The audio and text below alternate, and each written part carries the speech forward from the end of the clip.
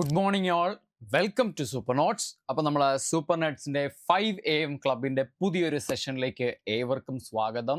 രാവിലെ തന്നെ നമുക്കറിയാം അത്യാവശ്യം തണുപ്പാണ്. എല്ലാ ദിവസവും നമുക്ക് എന്താണ് ഒരു മിക്സ്ഡ് ആയിട്ടുള്ള ഒരു ക്ലൈമറ്റാണ് നമുക്കുള്ളത്. ഈ സമയത്ത് തണുപ്പായിരിക്കും, കുറച്ച് കഴിയുമ്പോൾ ഒരു വെയിൽ വരും, പിന്നെ ഉച്ചയാകുമ്പോൾ ചൂടാകും, പിന്നെ അങ്ങനെ അങ്ങ് പോകും. അപ്പം നമ്മളെ പഠിത്തത്തിൻ്റെ ചൂട് എന്താണ്, ഈ തണുപ്പിനെയും തോൽപ്പിച്ചുകൊണ്ട് നമ്മൾ എന്ത് ചെയ്യും, കൃത്യമായിട്ട് പഠിക്കും. ഞാൻ ഉൾപ്പെടെയുള്ള എല്ലാ അധ്യാപകരും ഇവിടെ വരുന്നത് തന്നെ എന്താണ്, നിങ്ങൾ ഒരുപാട് ആൾക്കാരെ മുന്നിൽ കണ്ടിട്ടാണ് 5 AM മാത്രം പ്രതീക്ഷ രാവിലെ ഉറക്കൊണീറ്റിരിക്കുന്ന ഒരുപാട് കൂട്ടുകാരെ മനസ്സിൽ കണ്ടാണ് ഞാൻ ഉൾപ്പെടെയുള്ള അധ്യാപകർ എന്ത് ചെയ്യുന്നത്, നിങ്ങളുടെ മുമ്പിലേക്ക് വരുന്നത്. അപ്പം നമുക്ക് എന്ത് ചെയ്യാം, രാവിലെ ഈ തണുത്ത വെളുപ്പാങ്കാലത്ത് നമുക്ക് നല്ല ചൂടോടെ ഒരു കാപ്പി കുടിക്കുന്നത് പോലെ നമുക്ക് നമ്മുടെ ആ ചോദ്യത്തിലേക്ക് പോകാം. നിങ്ങളേവരും കാത്തിരിക്കുന്ന ആ ചോദ്യം ഇതാ നിങ്ങളുടെ മുന്നിലേക്ക് വരുന്നു. ഇത് 2024 സെപ്റ്റംബർ മാസം 26-ാം തീയതി നടന്ന SI മെയിൻ പരീക്ഷയിൽ വന്ന ഒരു ചോദ്യമാണ്. എന്നെ കേൾക്കാമെന്ന് ഞാൻ വിശ്വസിക്കുന്നു. എല്ലാവർക്കും ഞാൻ ഓഡിബിൾ ആണെന്ന് വിശ്വസിക്കുന്നു. ഓക്കെ ആണല്ലോ, എന്നെ കേൾക്കാമല്ലോ അല്ലേ? നിങ്ങൾക്ക് കാണാമോ? കൃത്യമായിട്ട് കാണാം എന്നും ഞാൻ വിശ്വസിക്കുന്നു. അപ്പം നമുക്ക് എന്ത് ചെയ്യാം, ആ ചോദ്യം ഒന്ന് പരിശോധിക്കാം. ചോദ്യം ഇങ്ങനെ: തിരുവിതാംകൂർ കലാപത്തിന്റെ മാഗ്നാർ കാർട്ട എന്നറിയപ്പെടുന്ന കലാപം ഏതാണ്? മാഗ്നാർ കാർട്ട എന്നറിയപ്പെടുന്ന കലാപം. ഇത് വളരെ ട്രിക്കി ആയിട്ട് വന്നിട്ടുള്ളൊരു ചോദ്യമാണ്. പക്ഷെ എന്താണ്, ചോദ്യത്തിന് ആ ഉത്തരം നമുക്ക് കൃത്യമായിട്ട് അറിയാം. ഈ മാഗ്നാർ കാർട്ട എന്നൊക്കെ ഉള്ള കീവേഡ് വെച്ചുകൊണ്ട് നമുക്ക് എന്ത് ചെയ്യാം, ഉത്തരത്തിലേക്ക് നിസ്സംശയം എത്താനായിട്ട് സാധിക്കും. അവിടെ ഒരുപാട് സമയം നിങ്ങൾ വെറുതെ വേസ്റ്റ് ചെയ്യേണ്ട ആവശ്യമില്ല. വെറുതെ ഇതിലോട്ട് നോക്കിയാൽ മാത്രം മതി. ഇതാ നോക്കിക്കോ. നമ്മുടെ ആദ്യത്തെ ഓപ്ഷൻ 1042 ജന്മി കുടിയാൻ വിളംബരം ആണോ? 1867 ജന്മി കുടിയാൻ വിളംബരം ആണോ തിരുവിതാംകൂർ കലാപങ്ങളുടെ മാഗ്നാർ കാർട്ട എന്ന് പറയുന്നതെന്നൊന്ന് വെറുതെ ഒന്ന് ആലോചിച്ച് നോക്കി. അതോ നമ്മുടെ രണ്ടാമത്തെ ഓപ്ഷൻ നമുക്ക് നോക്കാം. 1071 ജന്മി കുടിയാൻ നിയന്ത്രണങ്ങൾ ആണോ? 1895-96 ഈ 1071 1042 എന്നൊക്കെ പറയുന്നത് ശരിക്കും പറഞ്ഞാൽ കൊല്ലവർഷത്തിന്റെ കണക്കാണെന്ന് കൂടെ എന്ത് ചെയ്യുക, എൻ്റെ സുഹൃത്തുക്കള് അറിഞ്ഞു വെച്ചിരിക്കുക. എക്സ്ക്യൂസ് മീ, ചെറിയൊരു തൊണ്ടയ്ക്ക് ഒരു പ്രോബ്ലം ഉണ്ട്. അടുത്ത സി ഓപ്ഷൻ നോക്കാം. 1040 പാട്ടം വിളംബരമാണോ? 1865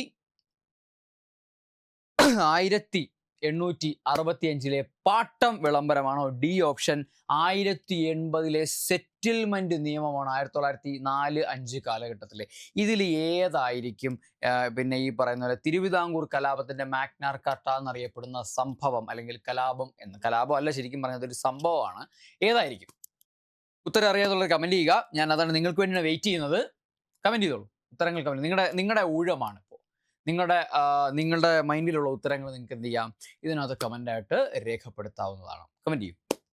ഓക്കെ, അപ്പോൾ നമുക്ക് വെയിറ്റ് ഓക്കെ, വെരി ഗുഡ്. നിങ്ങൾ കമൻറ്റ് ചെയ്തു എന്ന് ഞാൻ വിശ്വസിക്കുന്നു. അപ്പോൾ നമുക്ക് നേരെ എന്ത് ചെയ്യാം, ഇതിൻ്റെ ഉത്തരത്തിലേക്ക് നമുക്ക് പോകേണ്ടതായിട്ടുണ്ട്. ഇതിൻ്റെ ഉത്തരം എന്ന് പറയുന്നത് ഓപ്ഷൻ സി ദാ അടക്കുന്നു.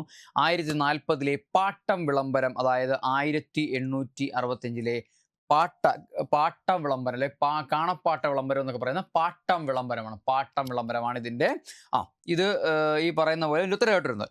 ഇനി ഈ പാട്ടം വിളംബരം പുറപ്പെടുവിച്ച തിരുവിതാംകൂർ ഭരണാധികാരി ആര് എന്നാണ് എൻ്റെ ചോദ്യം. ഉത്തരങ്ങൾ താഴെ കമന്റ് ചെയ്യുക.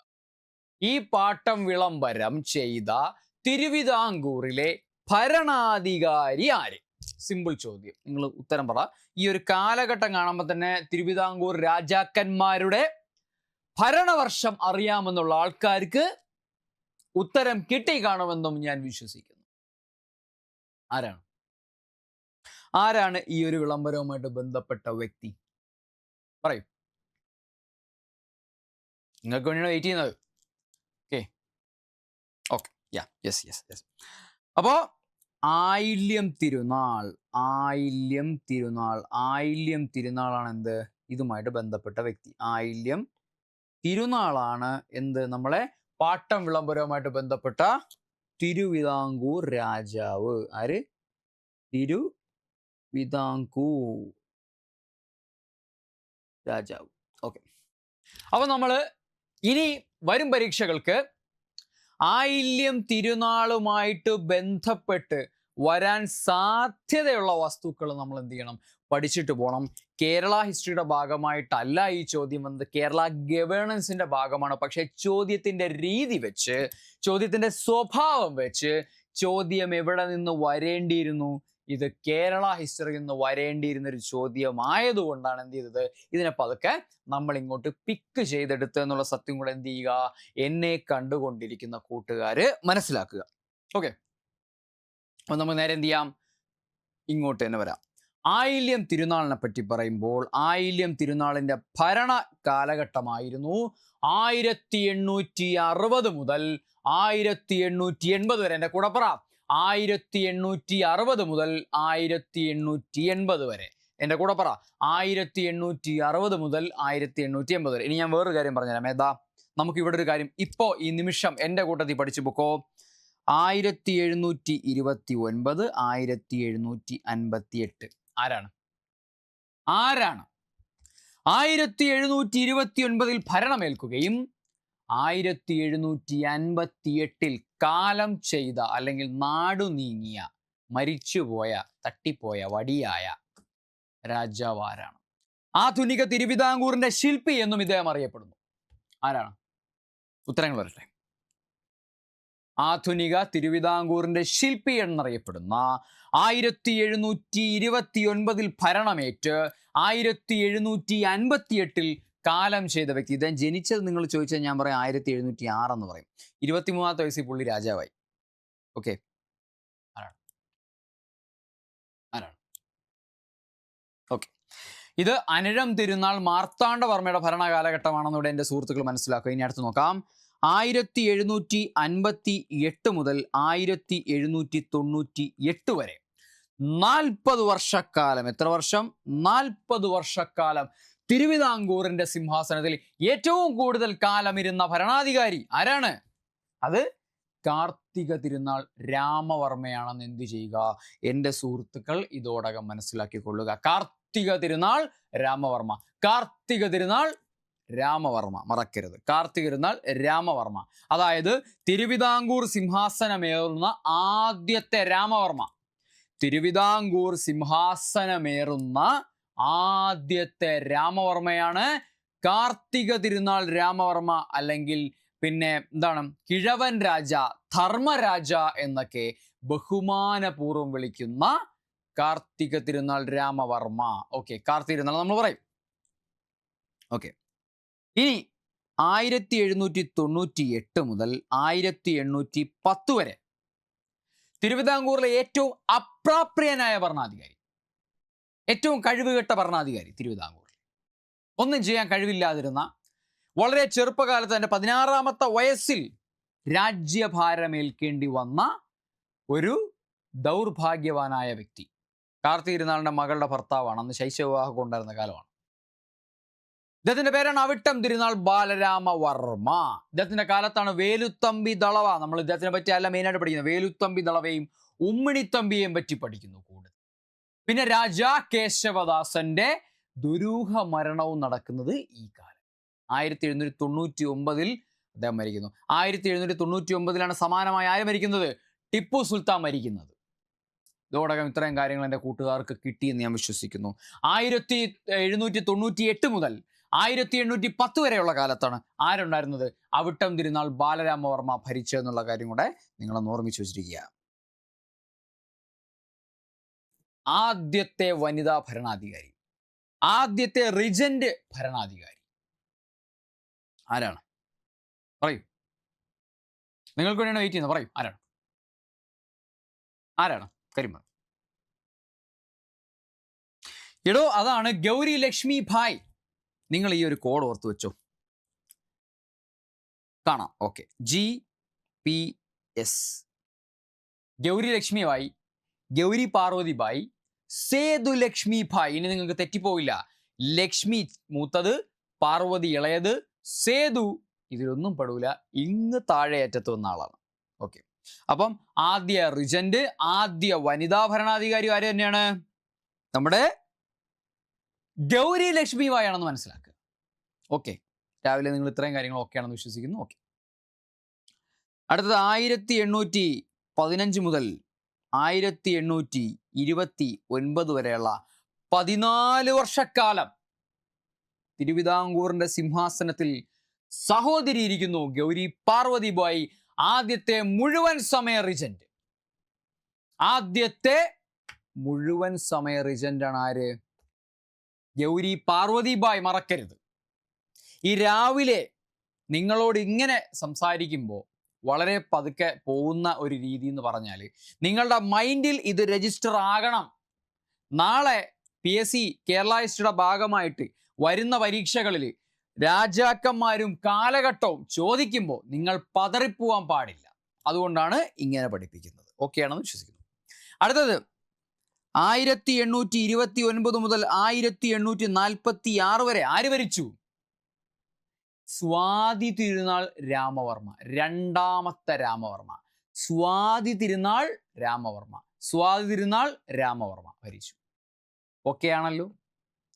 1829 നമ്മുടെ തിരുവനന്തപുരത്ത് ആദ്യത്തെ ലൈബ്രറി, കേരളത്തിലെ ആദ്യത്തെ ലൈബ്രറി സ്ഥാപിതമാകുന്നത് 1829. ഓക്കെ ആണെന്ന് വിശ്വസിക്കുന്നു. ഒരു ഡിസംബർ 25 തൻ്റെ 33ാമത്തെ വയസ്സിൽ ആര് മരിച്ചു? സ്വാതി തിരുനാൾ മരിക്കുകയാണ്. ഈ സ്വാതി തിരുനാളാണ് ഗർഭശ്രീമാൻ എന്നറിയപ്പെട്ടത്. നമ്മൾ 1-2 പോയിന്റ് മാത്രം പറഞ്ഞാൽ മതി, കാരണം നമ്മൾ കോറായിട്ട് പഠിക്കുമ്പോൾ ആയില്ലാണ്. പക്ഷെ നമ്മൾ കാലഘട്ടം അറിഞ്ഞിരിക്കണം. അതുകൊണ്ടാണ് നിങ്ങൾക്ക് ഈ ഒരു ഫ്ലോയിൽ പറഞ്ഞിരുന്നത്. ഇനി 1846 മുതൽ 1860 വരെ ഒരാൾ ഭരിച്ചു. ആരാണത്? അതാണ് നമ്മുടെ ഉത്രം തിരുനാൾ മാർത്താണ്ഡവർമ്മ, രണ്ടാമത്തെ മാർത്താണ്ഡവർമ്മ. ഉത്രാടം തിരുനാൾ മാർത്താണ്ഡവർമ്മ അല്ല, അതിപ്പോൾ ഈ ഇടയ്ക്ക് മരിച്ചുള്ളൂ അദ്ദേഹം. ഉത്രം തിരുനാൾ മാർത്താണ്ഡവർമ്മ, അദ്ദേഹമാണ് രണ്ടാമത്തെ മാർത്താണ്ഡ. അപ്പൊ എത്രയായി? 2 മാർത്താണ്ഡവർമ്മയായി, 2 രാമവർമ്മയായി, 1 ബാലരാമവർമ്മയായി. മറക്കരുത്. വനിതാ ഭരണത്തിൽ ഗൗരി ലക്ഷ്മിബായി, ഗൗരി പാർവതിബായി. മറക്കരുത്. ഇനി അടുത്തത് 1860 മുതൽ 1880 വരെ ആര് പോയി? നമ്മളിപ്പോൾ പഠിക്കാൻ പോകുന്ന ആയില്യം തിരുനാളിലേക്ക് വരുന്നു. ആയില്യം തിരുനാളിലേക്ക് വരുന്നു. ആയില്യം തിരുനാളിനെ പറ്റി നമ്മൾ നോക്കും.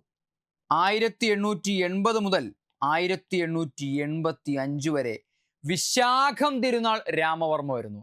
ആയില്യം തിരുനാളും രാമവർമ്മയാണ്, വിശാഖം തിരുനാളും രാമവർമ്മയാണ്. മറക്കരുത്. രാമവർമ്മമാരാണിവർ. ഓക്കെ. 1880-85 പ്രത്യേകത എന്താണ്? പോലീസ് സംവിധാനം ഉടച്ചു വാർത്തു. The terror of war and the scope of education എന്ന പുസ്തകം എഴുതി. ഇംഗ്ലീഷ് ഭാഷയിൽ പാണ്ഡിത്യം ഉണ്ടായിരുന്നു അദ്ദേഹത്തിന്. ഓക്കെ. അടുത്തത് 1885 മുതൽ 1924 വരെ നീണ്ട 39 വർഷം. അതായത് കാർത്തിക തിരുനാൾ രാമവർമ്മയ്ക്ക് ശേഷം ഏറ്റവും കൂടുതൽ കാലം തിരുവിതാംകൂർ ഭരിച്ച ഭരണാധികാരിയാണ് ശ്രീമൂലം തിരുനാൾ രാമവർമ്മ.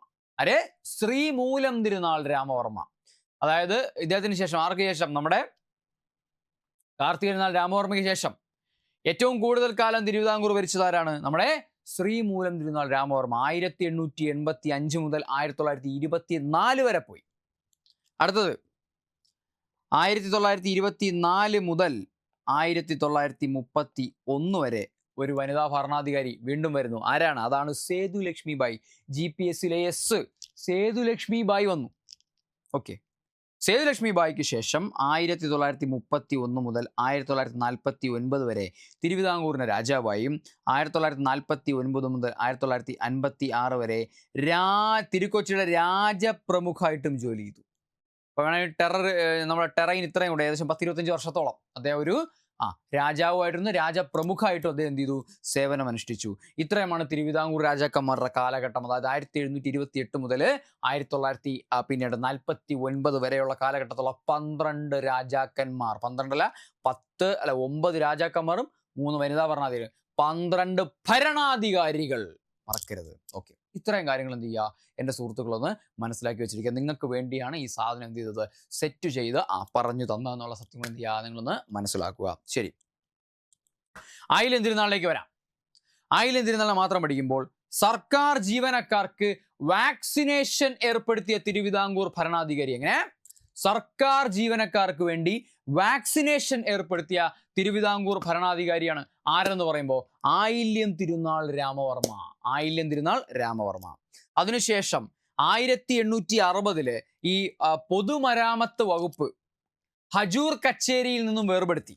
ഇവിടെ പൊതുമരാമത്തിനെ, ഹജൂർ കച്ചേരി സെക്രട്ടേറിയറ്റ് ആണ്, ഹജൂർ കച്ചേരി എന്ന് എന്തിന്, ഹജൂർ കച്ചേരി ആണെന്നുള്ളത് സെക്രട്ടേറിയറ്റ് ഇദ്ദേഹത്തിന്റെ കാലത്ത് വരുന്നുള്ള പറയും, പക്ഷേ അതുവരെ ഹജൂർ കച്ചേരി അവിടെ ഉണ്ട്. അപ്പൊ ഹജൂർ കച്ചേരിയിൽ ലയിച്ചിരുന്ന ഒരു വിഭാഗം അല്ലെങ്കിൽ വകുപ്പായിരുന്നു ഏത്, പൊതുമരാമത്ത് വകുപ്പ്. ആ പൊതുമരാമത്ത് വകുപ്പിനെ എന്ത് ചെയ്തു, സ്വതന്ത്ര വകുപ്പാക്കി മാറ്റി. പൊതുമരാമത്ത് വകുപ്പിനെ എന്താക്കി മാറ്റി, സ്വതന്ത്രമായ ഒരു വകുപ്പാക്കി മാറ്റി. പൊതുമരാമത്ത് വകുപ്പിനെ സ്വതന്ത്രമായ ഒരു വകുപ്പാക്കി മാറ്റാൻ ആർക്ക് പറ്റി, ആയില്യം തിരുനാൾ രാമവർമ്മയ്ക്ക് പറ്റി എന്നുള്ള സത്യം കൂടെ എന്ത് ചെയ്യുക, നിങ്ങളൊന്ന് മനസ്സിലാക്കിക്കൊള്ളുക. അഞ്ചൽ സംവിധാനം. അഞ്ചൽ സംവിധാനം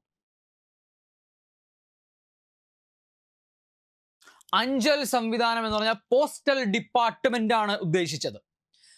അഞ്ചൽ സംവിധാനം 1861 ജനകീയമാക്കിയ ഭരണാധികാരിയാണ് ആരെന്ന് പറയുന്നത്, ആയില്യം തിരുനാൾ രാമവർമ്മ. ജനകീയമാക്കിയ ഭരണാധികാരി, അതായത് അഞ്ചൽ സംവിധാനത്തിനെ ജനകീയമാക്കിയ തിരുവിതാംകൂർ ഭരണാധികാരിയാണ് ആര്, നമ്മുടെ പിന്നെ ആയില്യം തിരുനാൾ രാമവർമ്മ. ഓക്കെ, ശരി. ഇവിടെ നോക്കൂ, അന്ന് കാലത്ത് കുരുമുളക്, പുകയില എന്നിവയുടെ മേല് ആർക്ക് കുത്തകയുണ്ടായിരുന്നു, സർക്കാരിനൊരു കുത്തകയുണ്ടായിരുന്നു. ആ കുത്തക ആരില്ലാതാക്കി, അത് നമ്മുടെ ആയില്യം തിരുനാൾ രാമവർമ്മ ഇല്ലാതെയാക്കി. ഈ പുകയിലയുടെയും കുരുമുളകിനെയും മുകളിലുണ്ടായിരുന്ന സർക്കാരിന്റെ കുത്തക ആരില്ലാതാക്കി, ആയില്യം തിരുനാൾ രാമവർമ്മ ഇല്ലാതാക്കി എന്നൊരു കാര്യം കൂടെ എന്ത് ചെയ്യുക, എൻ്റെ സുഹൃത്തുക്കൾ മനസ്സിലാക്കി വെച്ചിരിക്കുക. 1865 നമ്മൾ കുറച്ചു നേരത്തെ പഠിച്ച പോയിന്റാണ്. 1865 ആയില്യം തിരുനാൾ രാമവർമ്മ എന്ത് ചെയ്തു, പാട്ടം വിളംബരം, അത് വെട്ടിപ്പോയി അല്ലേ, പാട്ടം വിളംബരം പുറപ്പെടുവിച്ചു. 1865 രാമവർമ്മ എന്ത് ചെയ്തു, പാട്ടം വിളംബരം. ഏത് രാമവർമ്മ, ആയില്യം തിരുനാൾ രാമവർമ്മ പാട്ടം വിളംബരം കൊണ്ടുവന്നു. പാട്ടം വിളംബരം. പിന്നെ കുടിയാൻ സർക്കാർ വക കുടിയാൻ എന്ത് ചെയ്തു, സർക്കാർ വക സ്ഥലങ്ങളിൽ അധികാരം അല്ലെങ്കിൽ അവകാശം സ്ഥിരപ്പെടുത്തി കൊടുത്തു. അല്ലെങ്കിൽ അവർക്ക് എന്ത് ചെയ്തു, അവർക്ക് സർക്കാർ ഭൂമി ഉടമസ്ഥാവകാശം നൽകി കൊടുത്തു. സർക്കാർ ഭൂമികളിൽ അവർക്ക് എന്ത് ചെയ്തു, ഉടമസ്ഥാവകാശം കൽപ്പിച്ചു നൽകി കൊടുത്തതാണ് പാട്ടം വിളംബരം. പാട്ടം വിളംബരം അതിന് പാട്ടം വിളംബരം എന്നറിയപ്പെടുന്നു. ഓക്കെ, പാട്ടം വിളംബരം. ഓക്കെ, ഈ മാതൃകാപരമായിട്ടുള്ളൊരു കാര്യം ചെയ്തുകൊണ്ട് വിക്ടോറിയ രാജ്ഞിയിൽ നിന്ന് അദ്ദേഹത്തിന് മഹാരാജ പട്ടം കിട്ടി. അന്ന് വിക്ടോറിയ രാജ്ഞിയാണ്. 1858 ഗവൺമെന്റ് ഓഫ് ഇന്ത്യ ആക്ട് പ്രകാരം വിക്ടോറിയ രാജ്ഞിയാണ് എന്ത്, പിന്നെ ഇന്ത്യയുടെ ഭരണാധികാരിയായിട്ട് മാറുന്നത്. ഈസ്റ്റ് ഇന്ത്യ കമ്പനിയുടെ എല്ലാ കുത്തക അവസാനിച്ചു, കമ്പനി ഭരണം മാറി എന്ത് ചെയ്തു, ഈ ബ്രിട്ടീഷ് ഗവൺമെന്റിന്റെ ഭരണം ഇവിടെ വന്നു. അങ്ങനെ രാജ്ഞിയിൽ നിന്ന് എന്തായി, മഹാരാജ പട്ടം നേടിയ ഭരണാധികാരിയാണ് ആരെന്ന് പറയുമ്പോൾ നമ്മുടെ ആയില്യം തിരുനാൾ. രാജ്ഞിയിൽ നിന്ന് മഹാരാജ പട്ടം നേടിയ ആര്, ആയില്യം തിരുനാൾ, മറക്കരുത്. ജന്മി കുടിയാൻ വിളംബരം 1867 ജന്മി കുടിയാൻ വിളംബരം, അതാണ് കാണപ്പാട്ട വിളംബരം എന്നറിയപ്പെടുന്നു. ഈ ജന്മി കുടിയാൻ വിളംബരത്തിന് എന്തെന്നറിയപ്പെടുന്നു, കാണപ്പാട്ട വിളംബരം എന്നറിയപ്പെടുന്നു. 1867 ജന്മി കുടിയാൻ വിളംബരമാണ് ചരിത്രത്തിൽ കാണപ്പാട്ട വിളംബരം എന്നറിയപ്പെടുന്നത്. കാണപ്പാട്ട വിളംബരം പുറപ്പെടുവിച്ച ഭരണാധികാരി ആര്, അതാണ് ആയില്യം തിരുനാൾ രാമവർമ്മ. പാട്ടം വിളംബരം പുറപ്പെടുവിച്ച ആര്, 1865 ആയില്യം തിരുനാൾ രാമവർമ്മ. മറക്കരുത്, മറക്കരുത്, മറക്കരുത്, മൈൻഡിൽ ഉണ്ടാവണം. രാവിലെ ഉറക്കമൊക്കെ പോയി എന്ന് വിശ്വസിക്കുന്നു. നിങ്ങളെല്ലാം മുഖമൊക്കെ കഴുകി വളരെ ഉഷാറാണ്, അല്ലെങ്കിൽ ഒരു കട്ടനൊക്കെ എടുത്തിരുന്നിട്ട് ഈ ക്ലാസ് കണ്ടുകൊണ്ടിരിക്കുകയാണ്. എൻ്റെ കൂട്ടത്തിൽ എന്താണ്, നല്ല മുഖമൊക്കെ കഴുകി പല്ലൊക്കെ തേച്ച് കുറച്ച് മിച്ചറോ ചിപ്സോ ഒക്കെ ഉണ്ടെങ്കിൽ കുറച്ച് ചുമ്മാ ഇരുന്ന് കാണാം, കഥയും കേട്ടുകൊണ്ടിരിക്കുക. രസമല്ലേ, രാവിലെ എണീറ്റ് ഒരു കപ്പ് കാപ്പിയും തിളപ്പിച്ച് കുറച്ച് മിച്ചറോ ചിപ്സോ ഒക്കെ ഇങ്ങനെ കുറച്ച് കഥ പോലെ നിങ്ങൾ PSC പഠിക്കുന്ന, ആസ്വദിച്ച് പഠിക്കുന്ന ആ കാര്യം നിങ്ങൾ ആലോചിക്കുക. എന്ത് സൂപ്പറാണല്ലേ, എന്ത് സൂപ്പറാണല്ലേ, അത്രയേ ഉള്ളൂ. ഓക്കെ, അപ്പോൾ ശരി, നമുക്ക് എന്ത് ചെയ്യാൻ, നേരെ അടുത്തയിലോട്ട് പോവാം.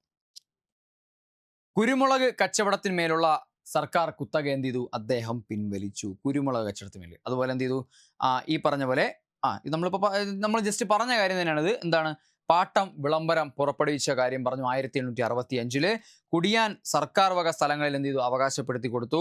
വിക്ടോറിയ രാജ്ഞിയിൽ എന്ത് ചെയ്തു, മഹാരാജ പട്ടം അദ്ദേഹത്തിന് കിട്ടി. അതുപോലെ ജന്മി കുടിയാൻ വിളംബരം 1867 എന്ത് ചെയ്തു, അദ്ദേഹം നടത്തി. ഓക്കെ, ശരി. അടുത്തത് ആദ്യത്തെ ക്രമീകൃത സെൻസസ്. എടോ ആലോചിക്കുക, നമ്മൾ പിന്നെ 1875 ആദ്യത്തെ ക്രമീകൃത സെൻസസ് ഇവിടെ നടക്കുന്നത്. ആദ്യത്തെ ക്രമീകൃത സെൻസസ് ഒരു നാട്ടുരാജ്യത്ത് നടക്കുകയാണ് അല്ലേ. ഒരു നാട്ടുരാജ്യത്ത് 1875 പോലൊരു കാലത്ത് എന്ത് ചെയ്യുന്നു, ക്രമീകൃതമായൊരു സെൻസസ് നടക്കണം. ആയില്യത്തിന്റെ കാലത്ത് ക്രമീകൃത സെൻസസ് നടക്കുന്നു. ഓക്കെ, അതുപോലെ എന്ത് ചെയ്തു, ഒരു ക്രമീകൃത നിയമസംഹിത, അതായത് ഈ പറഞ്ഞ പോലെ ക്രിമിനൽ സിവിൽ നിയമങ്ങളെ ക്രോഡീകരിച്ചുകൊണ്ട് ഒരു നിയമസംഹിത ആരുടെ കാലത്തൊന്നു? ആയില്യം തിരുനാൾ കാലത്തൊന്നു ഒരു ക്രിമിനൽ സംഹിത. നിങ്ങൾ ആലോചിച്ച് നോക്കുക, വളരെ വളരെ പിന്നെ പുരോഗമനാത്മകമായ രീതിയിൽ ആയില്യം തിരുനാളിൻ്റെ പുരോഗമനാത്മക ചിന്താഗതികളെ നമ്മുടെ ഇന്ത്യൻ ഒപ്പീനിയൻ എന്ന പത്രത്തിൽ ഗാന്ധിജി പോലും പ്രശംസിച്ചിട്ടുണ്ട്. ഗാന്ധിജിയുടെ പ്രശംസയ്ക്ക് പാത്രമായ തിരുവിതാംകൂറിലെ രാജാവാണ് ആരെന്ന് പറയുമ്പോൾ നമ്മുടെ ആയില്യം തിരുനാൾ എന്ന് പറയുന്നത്. അതായത് ഭയങ്കര ഭയങ്കര എന്താ പറയുന്നത്, ഭയങ്കര പിന്നെ അദ്ദേഹത്തിന് ഭയങ്കരമായിട്ട് പുകഴ്ത്തിയാണ് ഗാന്ധിജി എന്ത് ചെയ്തത്? ലേഖനങ്ങൾ എഴുതിയതെന്ന് ആലോചിക്കുക. പിന്നെ തിരുവിതാംകൂറിൽ അദ്ദേഹം എന്ത് ചെയ്തു? തിരുവിതാംകൂറിൽ അദ്ദേഹം നിയമവിദ്യാഭ്യാസം ആരംഭിച്ചു. തിരുവിതാംകൂറിൽ നിയമവിദ്യാഭ്യാസം ആരംഭിച്ച തിരുവിതാംകൂർ ഭരണാധികാരിയാണ് ആരെന്ന് പറയുന്നത്? ആയില്യം തിരുനാൾ രാമവർമ്മ. തിരുവിതാംകൂറിൽ നിയമവിദ്യാഭ്യാസം സ്ഥാപിച്ച ഭരണാധികാരിയാണ് ആര്? ആയില്യം തിരുനാൾ രാമവർമ്മ. തിരുവിതാംകൂറിൽ നിയമവിദ്യാഭ്യാസം സ്ഥാപിച്ച ഭരണാധികാരി ആര്? ആയില്യം തിരുനാൾ. പിന്നെ ജന്മിക്കുടിയൻ വിളംബരം ആരുമായി ബന്ധപ്പെട്ടിരിക്കുന്നു? ആയില്യം തിരുനാൾ. പാട്ടം വിളംബരം ആരുമായി ബന്ധപ്പെട്ടിരിക്കുന്നു? ആയില്യം തിരുനാൾ. തപാൽ വകുപ്പ് ആര് കൊണ്ടുവന്നു? തപാൽ വകുപ്പ് ജനകീയമാക്കിയ ആരാണ്? ആയില്യം തിരുനാൾ. പിന്നെ അതുപോലെ തന്നെ നമ്മുടെ ആലപ്പുഴയിലെ ലൈറ്റ് ഹൗസ് ഒക്കെ പിന്നെ കുറച്ച് ജനങ്ങൾക്ക് തുറന്നു കൊടുക്കുന്നതാണ് ആയില്യം തിരുനാൾ. കാഴ്ച ബംഗ്ലാവ് ആര് തുറന്നു കൊടുത്തു? ആയില്യം തിരുനാൾ. അങ്ങനെ അങ്ങനെ അങ്ങനെ അങ്ങനെ അങ്ങനെ അങ്ങനെ. അപ്പൊ അത് നമ്മൾ പറയും. പിന്നെ ഈ 3 പേരെ നിങ്ങൾ ഓർത്തു വെച്ചു. ടി മാധവറാവു, ശേഷയ്യ ശാസ്ത്രി, നാണുപിള്ള ക്ലാസ് പറഞ്ഞു വിട്ടു. ടി മാധവറാവു എന്ത് ചെയ്തു? അദ്ദേഹം സർവീസിൽ നിന്ന് സ്വയം വിരമിച്ച് പോയ വ്യക്തിയാണ്. അത്രമാത്രം എന്നുവെച്ചാൽ തിരുവിതാംകൂറിൻ്റെയൊക്കെ ചരിത്രത്തിൽ അവരൊക്കെ ഭയങ്കരമായിട്ടുള്ള എന്നുവെച്ചാൽ പിന്നെ ടി മാധവറാവിൻ്റെ പ്രതിമ നിങ്ങൾ തിരുവനന്തപുരത്ത് സെക്രട്ടേറിയറ്റ് ആയിരിക്കുന്ന സ്ഥലത്തിൻ്റെ പേര് സ്റ്റാച്യു, പുളിമൂടാണ്, പക്ഷെ സ്റ്റാച്യു എന്നാണ് ആ സ്ഥലത്തിന് നമ്മൾ പറയുന്നത്. സ്റ്റാച്യു എന്ന് പറയും, സ്റ്റാച്യു. ആ സ്റ്റാച്യു നിങ്ങൾ ചെന്ന് കഴിയുമ്പോൾ നിങ്ങൾക്ക് വെളിയിൽ സെക്രട്ടേറിയറ്റ് മന്ദിരത്തിന് വെളിയിൽ ആരെ കാണാം? നിങ്ങൾക്ക് ടി മാധവറാവുവിനെ കാണാം. ഉള്ളിൽ ആരെ കാണാം? നിങ്ങൾക്ക് വേലുത്തമ്പി ദളവയെ കാണാം. കാരണം സെക്രട്ടേറിയറ്റിന്റെ ആദ്യ രൂപമായ ഹജൂർ കച്ചേരി സ്ഥാപിച്ചത് ആരാണ്? അത് ഞാൻ ഈ പറഞ്ഞ വേലുത്തമ്പി ദളവയാണ്. ഹജൂർ കച്ചേരി കൊല്ലത്ത് സ്ഥാപിക്കുന്നത് ആരുടെ ദിവാനായിരുന്നു? അദ്ദേഹം ആവിട്ടം തിരുനാൾ ബാലരാമവർമ്മയുടെ ദിവാനായിരുന്നു. ഒരു ഫാക്ട്. രണ്ടാമത്തെ ഫാക്ട്, ജനകീയ പ്രക്ഷോഭത്തിലൂടെ തിരുവിതാംകൂറിന്റെ ചരിത്രത്തിൽ ഒരേ ഒരാൾ മാത്രമേ ദിവാനായിട്ടുള്ളത്. ആരാണ്? അത് നമ്മുടെ വേലുത്തമ്പി ദളവയാണ്. ഓക്കെ. നാട്ടുകൂട്ട ഇളക്കം ആരുമായി ബന്ധപ്പെട്ടിരിക്കുന്നു? അത് വേലുത്തമ്പി ദളവയുമായിട്ട് ബന്ധപ്പെട്ടിരിക്കുന്ന കാര്യമാണ് എന്ത് ചെയ്യുക, എൻ്റെ സുഹൃത്തുക്കൾ മനസ്സിലാക്കിക്കൊള്ളുക. അപ്പം നമ്മുടെ എന്താണ് ആയില്യം തിരുനാളിന്റെ 3 ദിവാൻമാരെ മറക്കരുത്. ടി മാധവറാവു, ശേഷയ്യ ശാസ്ത്രി, പിന്നെ നാണുപിള്ള. ഇതിൽ നാണുപിള്ള എന്ത് ചെയ്തു? നാണുപിള്ളയെ പറഞ്ഞു വിട്ടു. ബാക്കി 2 ആൾക്കാരും വിരമിച്ചു പോയ ആൾക്കാരാണ്. ഓക്കെ ആണെന്ന് വിശ്വസിക്കുന്നു. അടുത്ത നോക്കി ആയില്യം തിരുനാളിന്റെ സംഭാവനകളാണ് നമ്മൾ നോക്കാനായിട്ട് പോകുന്നത്. ഒന്നാമത്തെയാണ് എന്ത്? പുനലൂർ തൂക്കുപാലം, ദ ഹാങ്ങിങ് ബ്രിഡ്ജ്. പുനലൂർ തൂക്കുപാലമാണ് പുനലൂർ ഹാങ്ങിങ് ബ്രിഡ്ജ് എന്ന് പറയും. അത് അദ്ദേഹത്തിന്റെ സംഭാവനയാണ്. ആൽബർട്ട് ഹെൻറിച്ച് ആരാണ്?